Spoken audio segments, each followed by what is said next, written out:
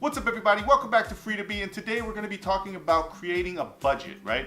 It's not the most glamorous or fun thing to talk about, so in order to make this worthwhile, I'm also going to let you guys know about a great giveaway I'm doing on this channel. It's the first one. It's a $50 Amazon gift card.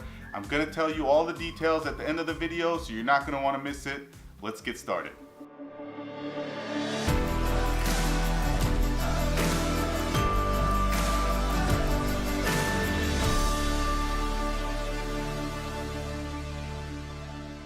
Okay, so before we get started, as always, if you're new to this channel, go ahead and click the subscribe button and turn those notifications on. And as promised, I will tell you guys about the giveaway, but that'll happen at the end of the video. So make sure if you want to stick around for that, you do, and if not, feel free to jump forward to it. So there's 5 steps in creating a better budget for yourself. And I know, again, like I said, this is not really the most glamorous thing to think about or discuss, but it is an important step to achieve financial independence and financial freedom and just really stability in general. You're gonna have to create a budget. So there's 5 things that I want you to know, and we're gonna go over them right now. The first thing you gotta look at is your monthly expenses, right? You wanna figure out how much you're spending on a month-to-month basis. And you can do that by just, sitting down, taking some time and thinking about it.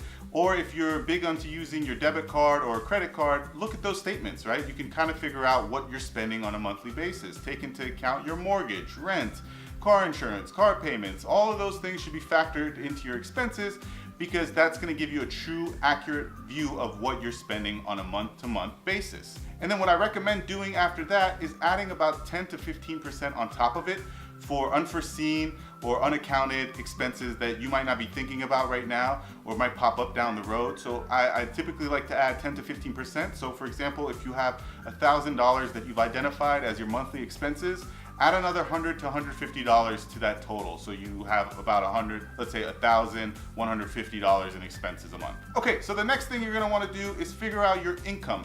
Figure out what you're bringing in on a monthly basis. Now this could be just, from your regular job, or it could be other payments that you're getting on, from different avenues, whether it's, a second job, interest, child support, whatever it is, take that into consideration when figuring out what you're bringing home, what your take home is on a month-to-month basis. Now I would caution you, don't necessarily add one-time payments. So if you're figuring out your budget around April when tax season is going on, don't calculate the refund into your monthly take home, because that's going to change and that's not a consistent type of payment that's going to happen over the year. Same thing if you got a bonus that month or a commission check or whatever it is. I like to consider regular forms of income, regular types that are happening reoccurring on a month-to-month basis, so that you have an accurate idea of what your take-home pay is to figure out your budget. All right, so the third thing you're gonna wanna do for yourself is figure out a savings goal or a way to pay off your debt, right? So now that you've identified kind of what your regular expenses are and what your take-home pay is, try to determine, it's quick calculation really, to understand if you have a shortfall at the end of the month, which means that your expenses are higher than your take-home pay, or if there's an overage, if you're actually making more money than you're spending, which is great, by the way. Then you can kind of set yourself some goals in terms of what you want to save and what you want to pay off in debt, if that's the right way for you.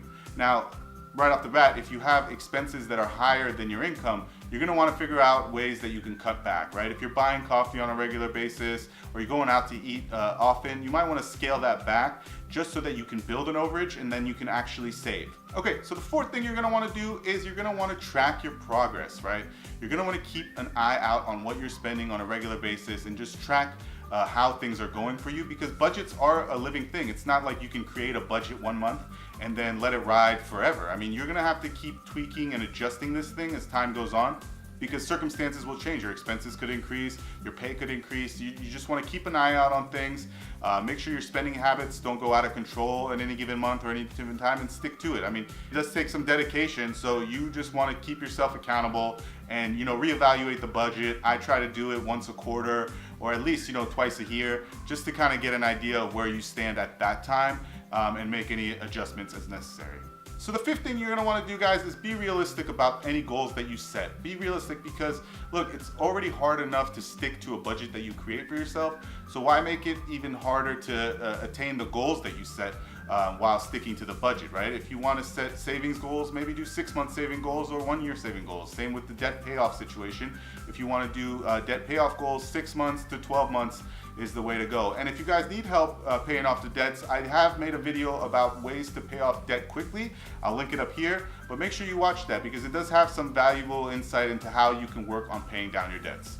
All right, guys, well, that's really all I had in terms of figuring out and calculating a budget for yourselves. So let's get to the real reason you're here, the giveaway. All right, guys, so I've been wanting to do a giveaway really since I launched this channel 2 months ago. And it's just really a way to engage with the audience and kind of get back to you guys. I mean, I do appreciate the support, and I'm actually very happy about the results that I've gotten on YouTube so far in terms of views, subscribership, and just some engagement from, you know, fellow YouTubers and audience members. And so I thought of maybe doing a giveaway on this channel and probably trying to do something like this quarterly, at least a couple times a year, just to give back to you guys. So the way this giveaway is going to work is we're going to identify a video, which is this one right here, and this is going to be the video that has to hit certain criteria in order for the giveaway to happen, right? In order for the giveaway to occur, I need certain benchmarks and certain things to happen, and I'll give away $50. So basically, we're going to need this video right here to have 2,500 views and 500 likes by the end of, let's say, Q1, so by the end of June of 2019, and we'll say June 30th at 11:59, this video right here needs to have 2,500 views and 500 likes, and the channel needs to have at least 500 subscribers. And once that happens, you know, you guys will be eligible to receive that $50. And so the way I'm going to select the winner is going to be through a subsequent video. So in one of the next 5 or 6 videos I release, definitely before the end of June, I am going to share a secret word. You guys will then email me that secret word from that video, and based on that, I will select the winner. So I will pick at random through a random winner selector type tool online, a winner from the emails that I get. And then I will go ahead and email that winner directly the $50 Amazon gift card. So the way that's going to happen is, you know, it's going to be the engagement thing. So I need you guys to go ahead and hit the subscribe button if you haven't. Turn on the bell notifications so that you can watch the subsequent videos to keep an eye out for that secret word. And, you know, share this video. Make sure that it gets the 2,500 views and the 500 likes, and then it'll be a giveaway. All right, and that's all I got, guys. So hopefully you guys are going to be watching the videos. Turn on those notifications. Don't forget to hit the thumbs up button, and we'll see you next time.